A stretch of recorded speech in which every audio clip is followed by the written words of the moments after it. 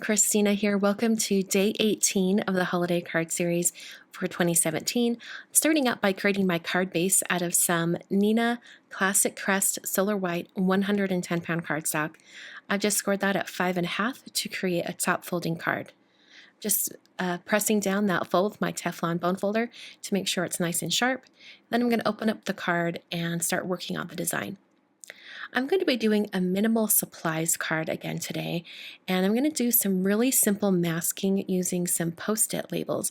These are actually full sheet adhesive of Post-its, and they're actually made for labels to put on boxes or things like that, but I'm using them today because they have adhesive all over the back.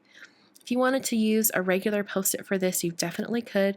Just make sure that the sticky part of the Post-it remains intact so that it will stay in place while you do your masking.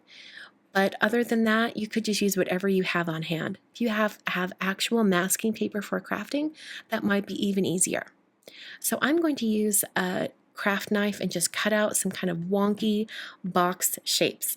I'm going to create a big pile of presents or gifts, and I want each present to be a different shape, have it be elongated or really tall or really short, just some different shapes. I want to have some interesting boxes to work with.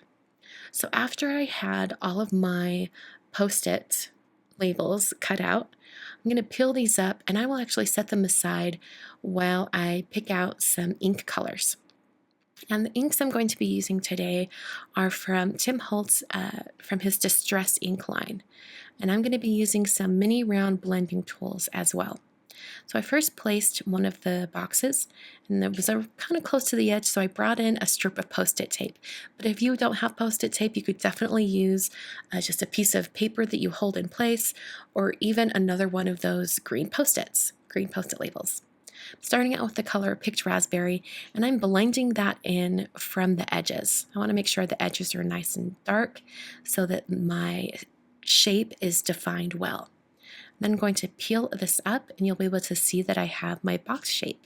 And I love peeling up masking because it really is like Christmas morning. You don't know what it's going to look like until you peel it up. I'm now using the color Salty Ocean. This is a nice bright blue. And as far as the color palette goes today, I'm using really bright and cheerful colors, not necessarily Christmas colors. So if you wanted to, you could definitely make this card into a birthday card. I think would be really, really fun. You could change it up to the birthday person's favorite colors or anything like that. I then use the color Crushed Olive, and I'm going to put on another one of these Post-it masks, and this time I'm going to use the color Ripe Persimmon. This is more of like a reddish orange shade. I actually have two oranges in this color palette. One is this Ripe Persimmon, and the other is Spiced Marmalade.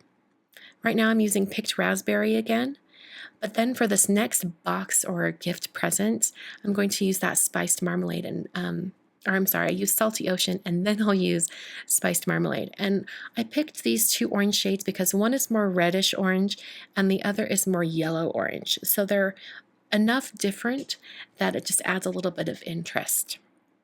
You can see that it's a little bit more of a golden yellow shade or a golden orange shade.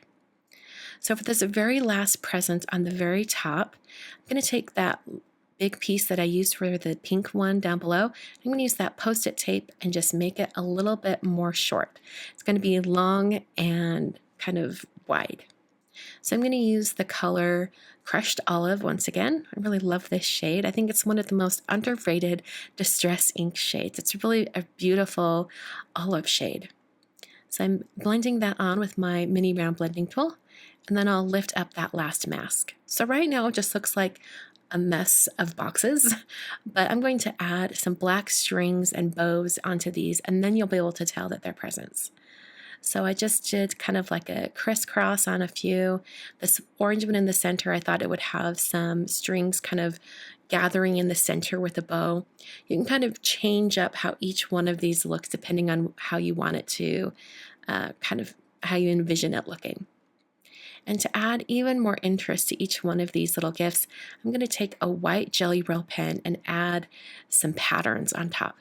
So I did some polka dots and some stripes, and I'm actually going to do like an outline circle dot on this pink one. And this one at the top, I'm going to do some really narrow, skinny diagonal stripes. And then I'm going to go the other direction and make it like a plaid. And I'm going to do sort of that same plaid pattern on this large blue present at the bottom, having those go a little more straight up and down. And then I added some horizontal stripes onto the orange present in the center. So that pretty much finishes the card for today. You could see how this definitely could be a holiday card or it could be a birthday card. I think it could go either way.